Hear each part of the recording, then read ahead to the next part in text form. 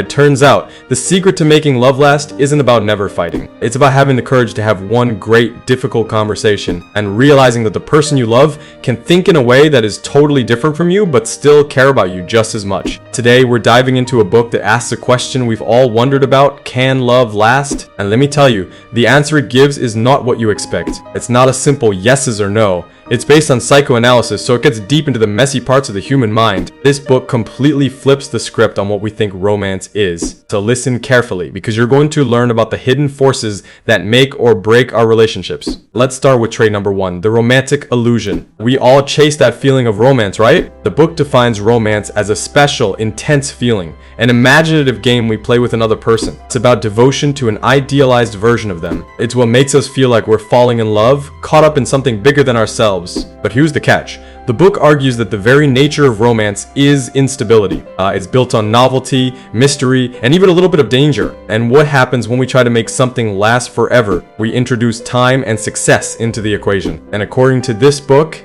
time and success are the biggest enemies of romance. Time brings familiarity. Success in a relationship means you get to know the person inside and out. You become comfortable, predictable, and stable. But remember what romance thrives on: novelty, mystery, and danger. Familiarity and stability are the exact opposites of that. So the very act of making a romance successful and long-lasting is what slowly kills the initial spark. It's a devastating paradox, isn't it? The book isn't saying give up, it's saying we need to redefine what we're looking for. Let me introduce you to story number 2, The Man Who Couldn't Love. The book talks about a case study of a guy named Brett. He's 30 years old, a handsome and successful musician, the kind of guy who has no trouble attracting women. His problem wasn't getting into a relationship, it was staying in one. Every time, a relationship would start with intense passion and excitement, but very quickly his interest would just fade away. He would lose his attraction, and even his physical desire for his partner would disappear. He'd start to think, maybe she's not the one, maybe she's not sexy enough, so he would have to fake it, pretending to be excited and intimate, while feeling completely empty inside. At one point, he was dating 2 women at the same time. The first was Betty. She was mature, emotionally intelligent,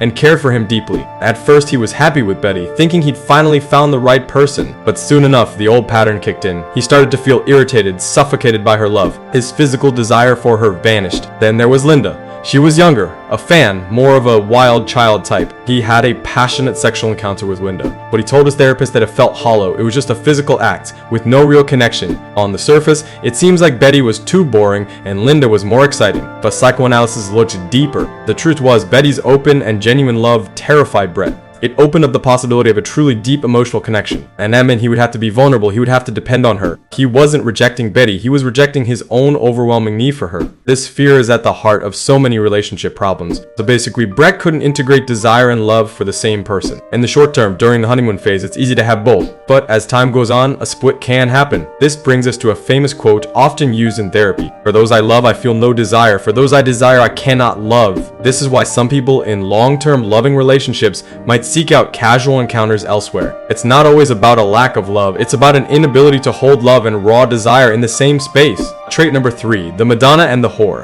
This is a Freudian concept that sounds old-fashioned, but it's still surprisingly relevant. It describes a certain type of man who splits women into 2 categories. There's the Madonna, pure, respected, motherly, the kind of woman you marry and build a life with. And then there's the whore, a degraded object of pure lust, someone you can feel desire for without any emotional responsibility. For these men, once their partner becomes a Madonna, especially after becoming a mother, they can no longer feel sexual desire for her. Desiring her would feel wrong, like tainting something pure. So, to feel desire, they must seek out a woman they don't respect, someone they can objectify. This allows them to feel powerful and in control, without the messy complications of intimacy. And this isn't just a male issue, women do it too. They might split men into the good man and the bad boy. She knows the good man is what she needs for a stable, long-term relationship, but she feels no spark, no desire for him. Instead, she's drawn to the bad boy, the one who is exciting and dangerous. She knows he will hurt her, but she can't resist the pull of desire. It's the same fundamental problem. Love and desire have been split apart. This shows how our conscious goals, like seeking a stable love, can be sabotaged by our unconscious dynamics. Which brings us to point number 4,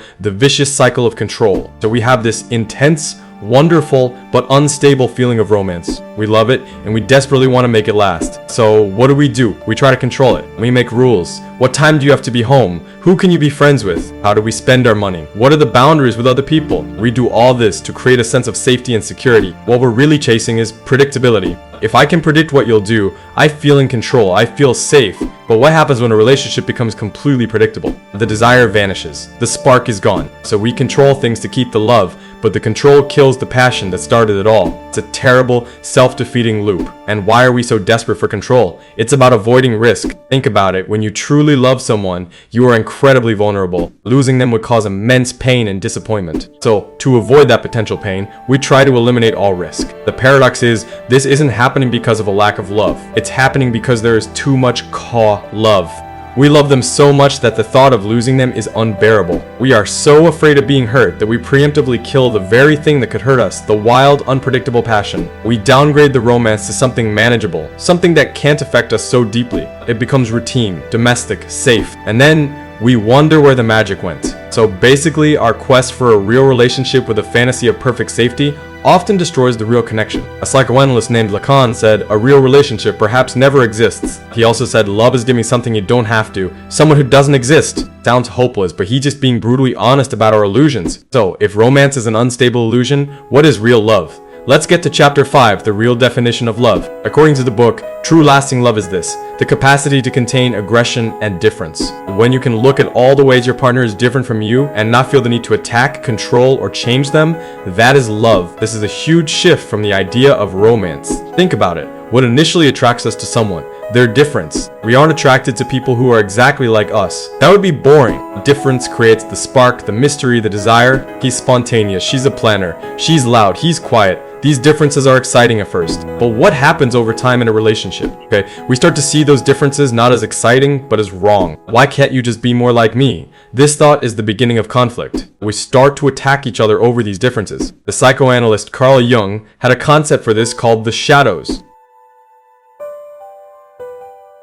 Often, we are attracted to people who express the parts of our own hidden shadow. A very stable person might be drawn to a chaotic partner because they've repressed their own chaotic impulses. At first, this is fascinating. We feel more whole with them, but eventually that same quality starts to scare us because it reminds us of what we've tried to bury in ourselves. So we attack it in our partner. We say, you're too messy or you're too emotional, when really we are afraid of our own messiness or our own emotions. This is why they say we get together because of misunderstanding and break up because of understanding, but it's not the full story. True understanding is seeing all of it, the light and the shadow, and staying. Love, then, is about making space for two entire, complex, and different worlds to coexist. So how do we do that?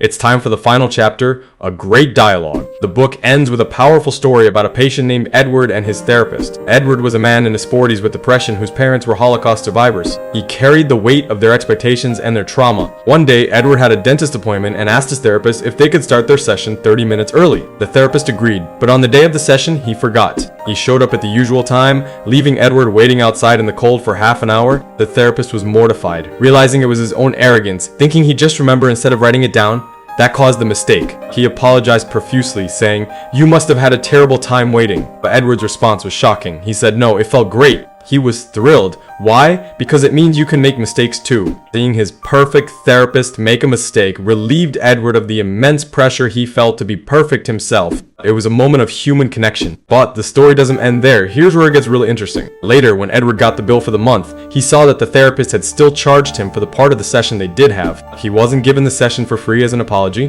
Edward exploded with rage. He yelled that the therapist's apology was fake, that he was cheap and didn't really care. This makes sense, right? If a restaurant messes up your order, you expect them to take it off the bill. This is where the great dialogue begins. The therapist was shocked by his own actions too. He asked himself, why didn't I think of making it free? And then he explained his unconscious reasoning to Edward. He said, for me, making things right means living with the guilt of the pain I caused you. If I had given you the session for free, I could have told myself I'm a good person, I paid my debts, and then I would have let myself off the hook. I would have forgotten the lesson. By charging you, I forced myself to remember my mistake and sit with the discomfort of having failed you. This is a completely different way of thinking, isn't it? In that moment, the money didn't matter anymore. What mattered was that they both realized their conflict came from a fundamental difference in how they saw the world. Edward's view was, if you're sorry, you should compensate me materially. The therapist's view was, if I'm sorry, I must carry the emotional weight of my mistake forever. They were both incredibly invested in the mistake, but they expressed it in opposite ways. And through that dialogue, they didn't run away. They didn't just label each other cheaps or demanding. They stayed and they listened. They tried to understand the other's alien point of view. They didn't have to agree.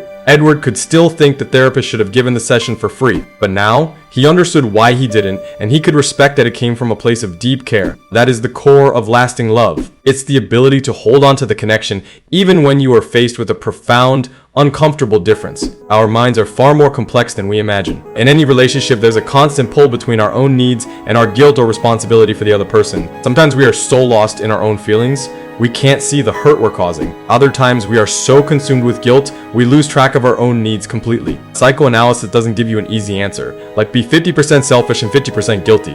It just shows you the dynamic. It makes you aware of the struggle.